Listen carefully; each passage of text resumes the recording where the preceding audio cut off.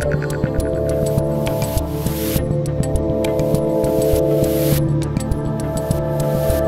is Friday. I'm Dave Rubin, and we have two of my favorite guests. We're just diving right in. Host of the Michael Knowles Show over on the Daily Wire, Mr. Michael Knowles. And also from the Daily Wire, we have Andrew Klavan, whose new book, The House of Love and Death, a Cameron Winter mystery, is out now. Andrew, am I correct? Is it out now, or did we? Oh, no, we get it in a couple days, August 31st, if I'm not mistaken. October 31st, right. But sorry. Available to pre-order right this moment. While we're talking, you could be pre-ordering. October 31st. You're not pre-ordering them. Guys, I don't know. It's been a very stressful week. Even reading a teleprompter has become difficult at this point. Anyway, it's a pleasure to have both of you on. Obviously, it's been a crazy week for everybody, and I wanted to have two people who are on the short list of kind of political talkers that haven't completely lost their minds. But there was actually another specific reason that I wanted to have you guys on, because Andrew, you are Christian, and Michael, you are Catholic, and I am Jewish, and I thought that would be an interesting little combination to discuss what is going on in the Holy Land right now. So before we get to any of kind of the specifics on the ground stuff and all the horrors and all that, I thought maybe we could talk for a moment about why the Holy Land either is or is not important to you. Andrew, why don't I let you go first? And you have a really interesting story related to your faith. Yeah, I was born and raised a Jew, and I became a Christian. I was always a secular Jew, and it was only through Christianity that I became deeply connected to my Jewishness, oddly enough. But I've never lost my sense of pride at being a Jew, and I've never lost my sense of connection to the Jewish people. And the one time that I was actually in Israel, I was struck by just the reality of the gospel scenes. I mean, one of the things that happens when you visit is you think, oh, those are the mountains that Jesus looked like. These are the places where his footsteps actually were. And one of the things that was very difficult for me to overcome was centuries of some Christians' both philosophical and active anti-Semitism. And I had to come to understand how I could believe what I believed, which was in Christ crucified, how I could believe that without abandoning my people, without abandoning my absolute sense that these are God's people and that God has played out the drama of his interaction with humanity through the history of the Jews, which I still believe is quite true. And a lot of the things that people have falsely believed over the years, that Christianity has somehow replaced the Jews, or that, the stupidest thing that anyone has ever said, the Jews killed Christ, are based on a misunderstanding of the fact that this is the theater of God's relationship. The Jews are the theater of God's relationship. And when you see people who hate the Jews, and I don't care what anybody says, in each specific case of Jew hatred, there's always some specific reason that people pull out. It's always the hatred of God. It's always the hatred of God underneath that. It's the hatred of someone who wants us to be better than we feel we are, who wants us to deny some of our basic instincts and basic drives in order to reach for something that is more like his image. Those are the things that the Jews have imposed upon us to make us better and to make us more holy, and we're ticked off about it. And, Nietzsche even said this. Nietzsche basically said, that the thing he hated about Christianity was that it was the slave religion of the Jews, because it elevated not the winners, but the losers. It elevated the people who loved instead of hated, who believed in love instead of power. So all of these things, this relationship between the Jews and Christians is unbroken. It's an unbroken thread. And at the best, I think Christians are able to say that they've been grafted on to this great history and have become a part of it. And you can tell they've become a part of it because now they're persecuted too. But I cannot look upon the things that are going on in Israel without believing that this is part of what's happening in our society. I think we all have felt the evil rising. We all have felt the madness and the lies and the self-deceptions and the idolatry rising all around us in every country. And that it should come out in bloodshed against the Jews shouldn't be any surprise at all. That has been happening now for centuries, and it will continue to happen, I think, until this history has its conclusion, which we all believe is going to be a happy ending, but not for a while. Michael, it's going to be tough to top your colleague right there, but I do want to say one thing quickly first, which is, Andrew, it's interesting you said that about, that Jesus took these steps in these hills, because I took my whole team to Israel about 6 months ago, and we were in Judea and Samaria, which is what is now known, unfortunately, as the West Bank. It's just the West Bank of the Jordan River, but it was Judea and Samaria, part of the eternal nation of Israel, where the Jews defended, the Maccabees defended their land against the Greek invaders. It's the story of Hanukkah. And we had this tour guide who was walking around showing us it's those hills right there. And then I had this strange moment where I was like, wait a minute, this story of Hanukkah, we light the candles, you get some gifts, you eat something fried. And it's like, that story has been told for thousands and thousands of years, and you people seem to think that the Jews have nothing to do with this land. It's rather extraordinary. Knowles, now I'm going to let you try to beat Klavan somehow. Sadly, I've never even been to the Holy Land, but I was trying to explain to some friends why it is that we care about the Holy Land. You know, we were previously talking about the war in Ukraine, and I don't really care that much about Ukraine. I don't want innocent people to suffer. I don't want to see injustice, but I don't feel any connection to Ukraine. I do feel a connection to the Holy Land, though I've never been there. Everybody feels some kind of connection to the Holy Land, whether they're conscious of it or not. And so that's why these conflicts can have such global consequences. Drew hit the nail on the head when he said that Christians view the story from the ancient Jews of the Old Testament up through today as a continuity. And so the word that keeps cropping up in these debates is over Zionism. You know, what is the nature of Zionism? And the historical theological claim of Zionism is that because the Jews had the Holy Land thousands of years ago, then they were kicked out by the Romans in 70 AD. They still have a legal claim to the land. That's kind of the hard theological historical claim of Zionism. Christians generally do not believe that, because Christians view, and the church has traditionally viewed herself as the fulfillment of the Old Testament. The New Testament fulfills the Old predicts the new. So the church is the new Israel, Christ is the new Adam, Mary is the new Ark of the Covenant, Mary is the new Eve. So where does that leave the Jews?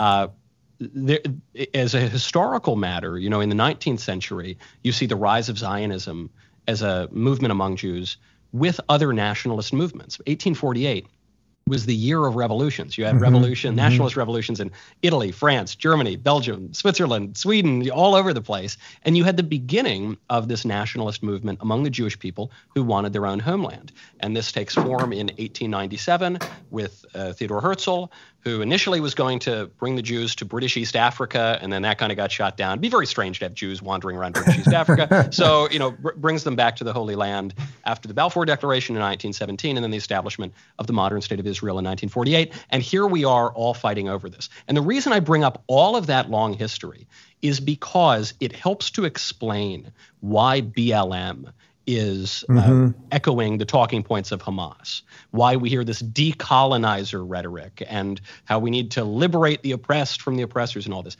The reason is because the modern nation state of Israel came to be in a very similar way to which our own nation came to be, which is it came about as a result of the British Empire because of a growth of nationalist feelings. And that's why so many of our enemies seem to be the same enemies. And so when that question of Zionism comes up, people will say, can a Christian be a Zionist? The Catholic Church hasn't answered that question directly, exactly, totally. But the church, viewing herself as the new Israel, could not ascribe to a hard Zionism in principle. But in practice, I think we look around and we say, first of all, there's obviously no justification for the Hamas attacks on civilians.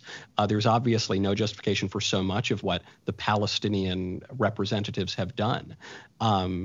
So as a prudential matter, now that we are where we are, 70 years after the establishment of the State of Israel, who do you feel better with looking after the Holy Land? Yes. The Jews or Hamas? And I don't think that's a very difficult question. It's so interesting because, again, having just been there, the 5 days that we did in Jerusalem were our first 5 days. And I've been there before, but I just could not get over how peaceful it was in Jerusalem. And women in traditional Muslim garb on the same bus with, Orthodox Jewish boys and every combination of that you can imagine. And yes, Israel does defend the holy sites of all of the major religions and the Baha'i and everybody else, which it's a far cry from what was going on before Israel got control of Jerusalem. But I want to start with a tweet from you, Michael, because you just mentioned BLM. And one of the things I've been trying to unfurl all week is exactly what you just said, how these movements here are so connected, that it does not surprise me that people who think boys are girls also can't make a moral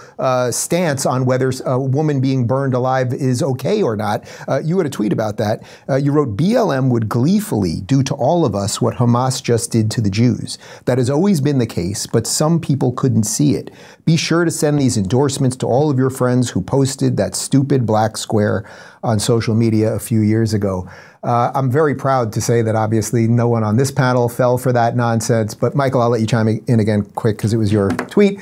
How much money, like the amount of money that probably got funded for Hamas on this stuff, it's so extraordinary. Of course, this to me is the meaning of Israel's enemies or America's enemies, which literally is not true, but broadly is true. There are big divergencies between Israeli foreign policy and American foreign policy. We saw this recently in Israel's support for Azerbaijan over the Armenians in the conflict in Azerbaijan. But what the meaning of that phrase is that the arguments against the modern nation state of Israel are the arguments against America, and they are the arguments against Western civilization broadly. And so even if you don't, I care very much about the Holy Land, and I like the Jews very much, but even if you don't care about any of that stuff, do not think that this is going to be isolated over in the Middle East. This exact argument, this battle is coming to a place near you. In fact, it's already here. Well, that's the crazy thing. I mean, I'm watching these rallies. If you guys saw the one that looked like a modern Nazi rally in Dearborn, Michigan, with thousands of Palestinian flags being waved, and they're, praising Hamas and all that. It's like, do you guys think you're indigenous to the land that is the United States? They're telling you what they're going to do to the rest of us. Andrew, I suppose that doesn't surprise you that a radical left movement was going to ultimately be siding with people who were burning babies alive. You're a student of history, obviously. No, it doesn't surprise me in the least, and it doesn't surprise me that it's centered on Israel. All the rhetoric is so interesting because they call Israel an apartheid state, which is hilarious in a place where a Muslim can become and has become over 100 times a member of the Knesset, the Israeli parliament, where Muslims serve in equal status throughout the country, where Supreme Court. The Supreme Court, when the hour of prayer shows up, if you're walking down the street in Jerusalem, Muslims lay out their prayer mats, on the curb and start praying right there. Compare that to Iran, where the few remaining Jews are clinging to life, too poor to leave, and just hopeful that they're not being persecuted out of existence. Same thing is true of Christians in several Muslim countries. And then this thing about colonialism. There was a tweet I'm sure you heard about of a freelance writer sent out where she said, well, this, what you fools, what did you think? She happily, celebratory in a celebratory tone, she said, what do you think anti-colonialism was going to look like? Did you think it was just going to be, a fun thing? No, this is how we do anti-colonialism. And it was retweeted by one of the top columnists at the Washington Post, Karen Adia. And the thing about colonialism, Israel is not a colonial country. If you think about it, major powers have colonies in smaller places. So France had colonies, England has colonies, Germany had colonies. Who are the colonizers in Israel? The Jews are indigenous people of that region and the only people who have a written record of having established a kingdom in that region. And in coming home and declaring themselves, I differ with Michael on this. I first don't think that the church is the new Israel. I think that they are grafted on to Israel. I think it is one and the same thing. And I think that there's no replacement going on. This is predicted in the book of Revelation that Israel was going to return. It seems to me to be a major miracle, in which case Hamas is in big trouble because it's meant to be. But I think that this idea, these terms that they use, these lying, dishonest terms, apartheid and colonialism, are meant to. The fact that they are used to define Israel is indicative of how dishonest this movement is, that it's not really a movement in favor of indigenous people because the Jews are indigenous to that region. It's not really a movement against apartheid because the true apartheid is really in some of the Muslim countries surrounding it. It's a movement against Western liberty, against Western freedom, which itself grows out of the Jewish Christian tradition. It is the Jews and only the Jews who were told not to have a king because it was an offense to God. It is the Christians and only the Christians who have talked about the sacredness of the individual. These are things that come down to us. These are precious legacies handed down to us by these faiths, and it's that they hate. Isn't there a fast-talking Jew that I think works with you guys who wrote a book about that connection from Jerusalem to Athens and how that? I can't stand that guy. I know Knowles just Matt Walsh? hates him. Was it Walsh? I forget who it was. Some fast-talking Jew. I don't know. Yes, Matt great. Walshowitz, yeah. Great point. Obviously, Andrew. I want to bring up something that Andrew, you found this video on Twitter. You saw this, and you wrote succinct, eloquent, accurate. So this is video of NBA legend Amar'e Stoudemire. He's a multiple-time All-Star. He actually converted to Judaism later in life. Moved to Israel. He was he was coaching one of the Israeli basketball teams. I'm not sure if he's living in Israel at the moment, but he had a nice little video on what's going on and relating it to BLM and everything we're talking about. I woke up, man, this morning with some disturbing news out of Israel that Hamas kidnapping children, putting them in cages, killing women, killing the elderly. That's some cowards. That's cowardly. And for all y'all Black Lives Matter who ain't saying nothing, well, let me figure out exactly what happened before I say anything. You. Figure out what? It ain't never been cool to kidnap kids and put them in cages. It ain't never been cool to kill women and elderly. Never been. No matter where you from, what you represent, what tribe you for, it don't matter. Michael, is it such a sign of the times that I'm getting more astute political analysis and I'm getting more like basic truth, let's say, from Amar'e Stoudemire, who I used to watch play basketball, than say pretty much anyone on mainstream media and certainly on Hamas TV, which some people know as MSNBC? And certainly from the New York Times, the editor of which was, or one of the editors of which was retweeting this defense of decolonization, meaning the kidnapping of kids and rape and murder of civilians. It is a sign of our times. It's a sign of many times, but it's a sign of our times because we're living in a time where our elite are extremely corrupt and ignorant and stupid.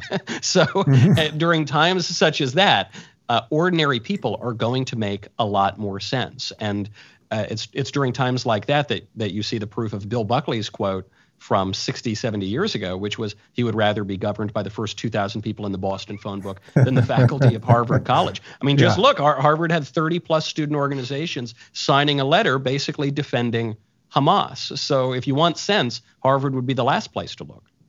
Andrew, do you think there's a silver lining here, like the horrors and the barbarity and the medieval style killings, which we're still just finding out about, like it's just off the charts, that they may, and the fact that they intentionally wanted people to see it, right? The Nazis hid their stuff. They documented it because they thought they were going to be the winners and they wanted a record, not because they wanted the world to see, but because of the severity of this and the fact that they've gone ahead and put this out on social media and even now are threatening to, kill some of the hostages and air that it has woken up some people in a way that maybe they wouldn't have been woken up otherwise. Just us talking about sanity kind of doesn't hit with everybody.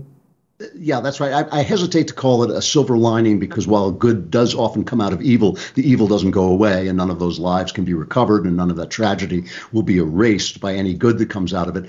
But yes, I do think that people looked at these things and saw these things and suddenly thought, wait a minute, you can't intellectualize this away. That's why I retweeted that Stoudemire video because of its simplicity. I thought I turned to it really only takes the slightest spark of human decency flickering dimly inside you to look at the things that we have seen and think, oh, those are the bad guys. I get that. Those are the bad guys. And anything else is better than that because this is evil. So the fact that, as Michael points out, 30 plus organizations at Harvard did not have enough human decency left to spot that shows you that intellectualization can take you right through the truth into a very, very dark place. So this is a simple thing. Once you see this, once you accept it, once you actually face what's happening, you realize, okay, there may be plenty of questions that have to be answered in the Middle East, but one of them isn't whether or not we should exterminate an entire nation of people that people have tried to exterminate many, many times before. That's not an open question. That's a closed question. We know the answer to that. The answer is no, don't do that. That's evil. And so, yes, I do think that the fact that it's now come down to this kind of kindergarten simplicity, that even someone who goes to at least a college below the level of the Ivy League would be able to see that this is a bad thing. And I think the fact, one of the things that amused me in a grim way was that many of the people who supported Hamas and these atrocities at Harvard took their names off that when they realized it could cost them a job. So not only have they signed on to evil, they don't even have the courage of their evil convictions. They're actually wimpy evil people, which is the worst possible thing you can be. I know. You'd think if you were so moral and so just in your cause and so against colonialism and everything, you'd want everyone to know, but apparently that's not the case. Michael, I want to shift slightly to the protests that we've seen all over the world, and I do believe this is a loud, crazy minority. I don't think it's most people. It's been sort of nice seeing so many people rally around Israel, but there's always going to be this contingent. But what do you think? I mean, we're all free speech guys. We're all First Amendment guys, obviously, and we believe in law and order. But what do we do with a segment of the population, either in America or just before we started, I heard that France is now banning pro-Palestinian rallies.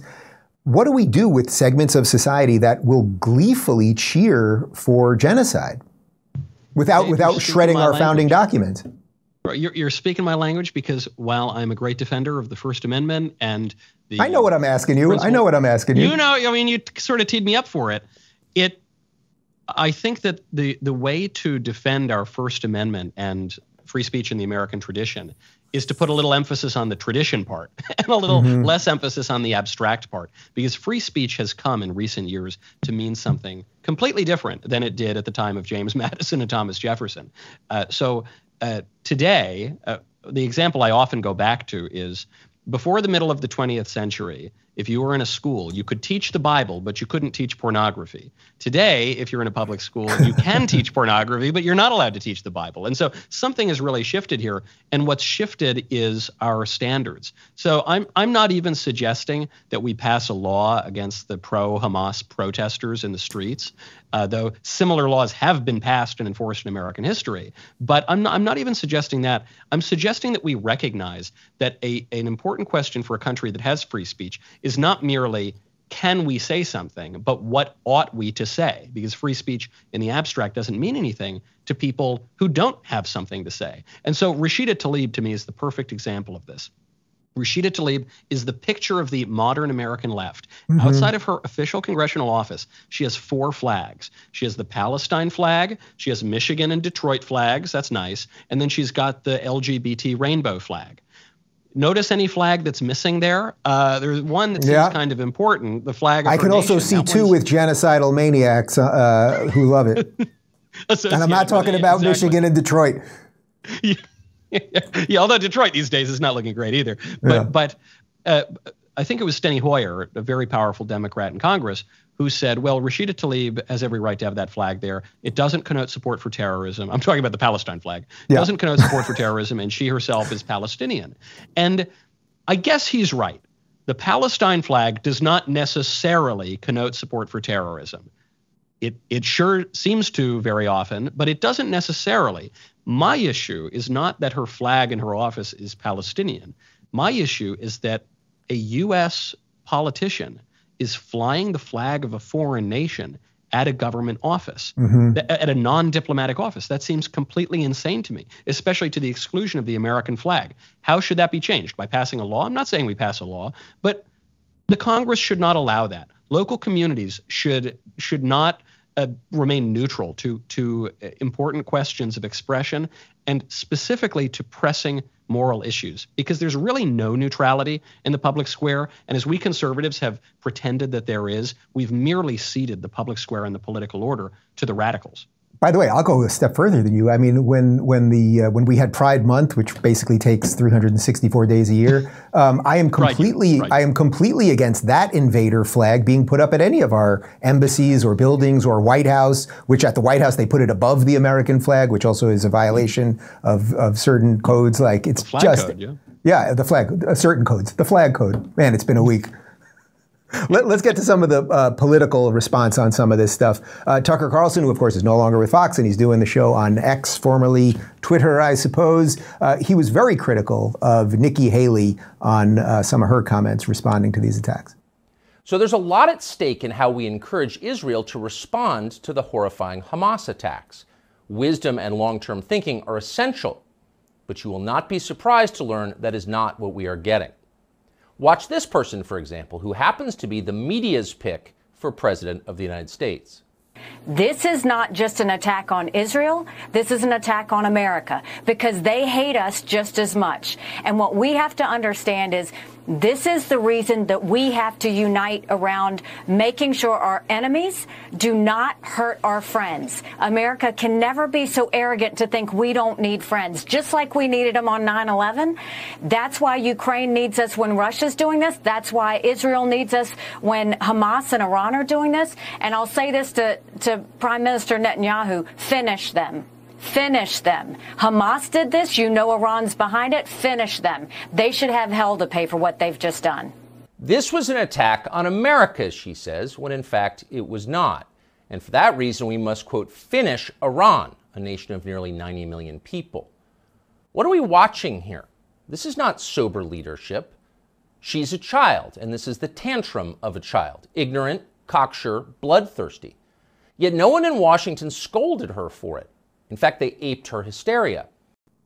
I have to say, and it slightly pains me to say this, I'm really disappointed in Tucker right now. And Ben, that guy that we mentioned before over at Ear Network, he really went off on Tucker, and I shared it. I think it was right. Look, I'm with you, Michael, especially on this one. The Ukraine thing, it makes no sense. We have poured money, and it's just insane. This is a completely different situation. But Tucker said a couple things there that make no sense to me. First off, I have never heard anyone say that Nikki Haley is the darling of the media. I mean, I've never heard anyone say that, period. And secondly, this wasn't an attack on America, except how many Americans were killed? I think at least 11, and I think they have 22 American hostages right now, which as far as I know, we haven't even demanded back. I mean, if you kill 11 Americans, is that not an attack on America at the very least? That doesn't mean we just go in and bomb the place to high hell, but I think he's playing a bit of a duplicitous game here. Andrew, what do you think? Yeah, no, there's no question about it. First of all, you could tell from what Nikki Haley was saying that she wasn't saying finish Iran. She was saying finish Hamas, right. who was backed by Iran. So he willfully misunderstood her.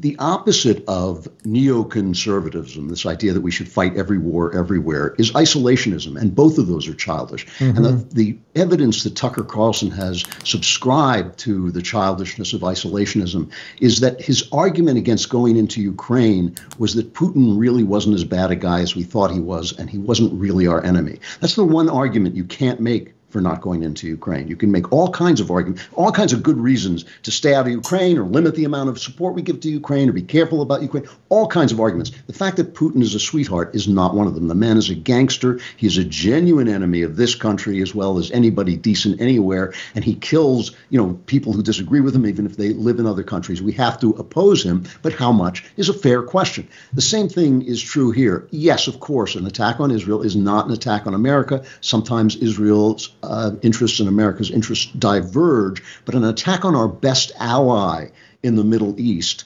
is a moment for reflection and consideration of what we should do. We don't have any other friends, any real friends in the Middle East except for Israel, and it is an important wedge that we have gotten into a very, very troubled area from which a lot of war tends to come. So I just thought Tucker, that was just bad reasoning. It was drum beating, and it was basically trying to stir up the America First crowd. I really was not thrilled with it at all.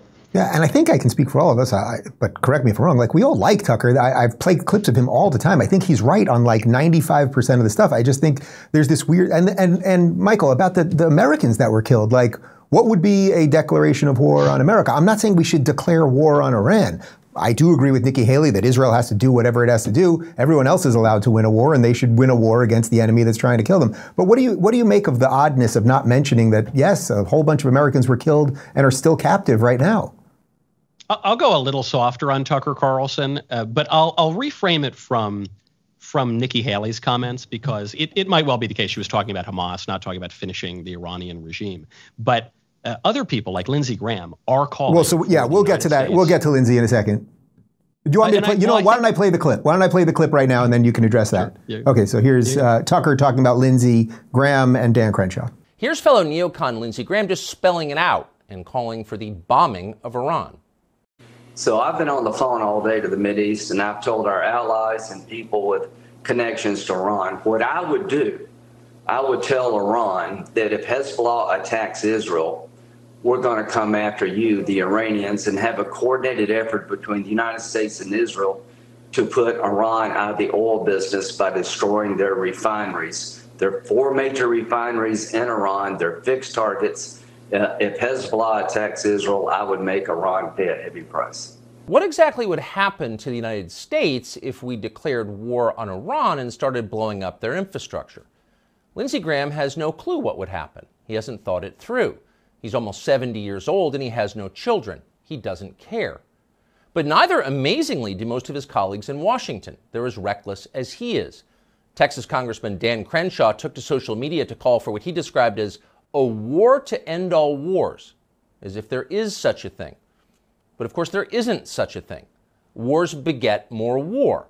The bigger the conflict, the uglier and longer lasting the consequences. See World War I for details. Knowles, I'm going to let you chime in, but he's doing a couple things there. Some wars do end things. World War II ended horrible things. It doesn't end all wars. But also, yes, I'm completely in agreement that what Lindsey said there, but that's very different than what Nikki said. Lindsey said something completely different. Nikki was clearly saying take out Hamas. That's very different than saying blow up Iran. The connection between the two, I think, is why in many ways Lindsey Graham has the clearer argument on this, it's an argument that Israel's making, which is Iran is obviously behind the Hamas attacks. And so if you want to take out the problem, you've really got to weaken Iran. And so it's a case where regime change in Iran is clearly in Israel's interest. Regime change in Iran might be in the American interest, but I'm not totally convinced of that. And I'm not necessarily convinced of that right now, where so many recent regime change wars have not been in America's interest. Regime change in Iraq, regime change in Libya, regime change in Egypt. And especially when we're at this moment of we were already on the brink of World War III. I mean, the first major war in Europe since World War II. It should give us all a little bit of pause, especially as that conflict in which the United States is effectively a belligerent, because we're the only reason Ukraine can keep fighting, has brought Russia and China, 2 of our enemies, closer together. That's a little nerve-wracking. You see Xi Jinping already starting to saber rattle in the South China Sea and Taiwan. What would it mean if the United States declared war on Iran right now? You've already got Lebanon effectively entering into the war because Hezbollah is entering Israel from the north. A regional conflict coupled with another regional conflict could very quickly spiral out of control into a third world war, at which point China obviously goes into Taiwan. So now you've got fighting basically all around the globe. And it's why, without getting into the specifics on Tucker, maybe he's overstating it, maybe he's misrepresenting what Nikki Haley said, I do agree with the broad point, which is the American interest right now in Israel, and the facts are changing by the minute, is to contain the war, to keep this as a regional war that will end as quickly as possible. Is that likely to happen? I'm not so sure, but I don't think that it would be in the interest of the United States for us to escalate things.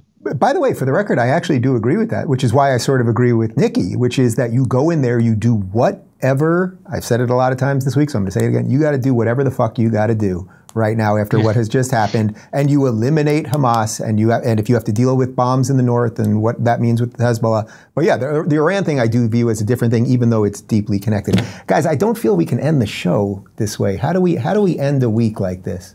Klavan, what are you up to this weekend? Well, I'll be visiting family, so I hope and obviously dodging the jihad, the Friday the 13th jihad to visit family. I'll be tweeting Knowles' address so they can find him and distract the terrorists and put them where they should be. I'm pretty sure you just called your family jihadis. I'm going to be visiting family and dodging the jihadists. Or maybe I'll be visiting jihadis and dodging my family. I'm not sure. It all depends how things go. But listen, I think the important thing, you really are right about this day. The important thing is that, you enjoy every moment and enjoy the things that we have here, which are so amazingly great. Even now, at one of our lowest points in my lifetime, this country is still a great place to be. And remember the values that made it that way. And, we'll move on. Listen, there's always hope. And I am actually very hopeful that we'll pull through this. It's just going to be ugly for a while. And it's been set up to be this way by our weak and reckless administration. But hopefully that too will pass. Knowles, he makes it tough to follow, but I'm going to give you the final word before we head out for the weekend. I want to follow it. I want to follow it with, by linking my activities to Drew's, because look, Drew, I'm going up to New York. I figured there's no better way to celebrate the day of jihad than by being in the Big Apple. And so I hope that we all make it out safe. But if not, if we all go up in a fiery blast from some jihadi, I hope that it happens while you and I are having martinis in Manhattan somewhere over the weekend. Look at you guys with your martinis. Last time you both were at my house, I tried to make Klavan drink some fancy tequila. He almost spit in my face. He can't do it. You conservatives with your brown liquor. All right, guys, it was a pleasure as always. I'm truly, I mean this, I'm proud to be in the fight with you guys. I thank everybody for watching. There's no post-game show today. I've got a couple things that I have to take care of. Part 2 with Megyn Kelly, who's also on that short list of talkers that make some sense, is up right now across platforms. And we'll cold close you with something decent for the weekend. I leave it up to my team. All right, ciao. I'm asked all the time, so Dennis, are you optimistic or pessimistic? And this is not only the answer I give people, but it's what I believe. But of course, I tell people what I believe, so I shouldn't have had to add that. But in any event, I say, you know what? I'm not particularly interested in either optimism or pessimism, because ironically, they both can serve a negative purpose. The optimist thinks everything will turn out well. Why fight? The pessimist thinks everything will turn out lousy. Why fight? I never ask if I'm optimistic or pessimistic. I ask, what do I have to do? And the answer is fight. That is the only question that matters.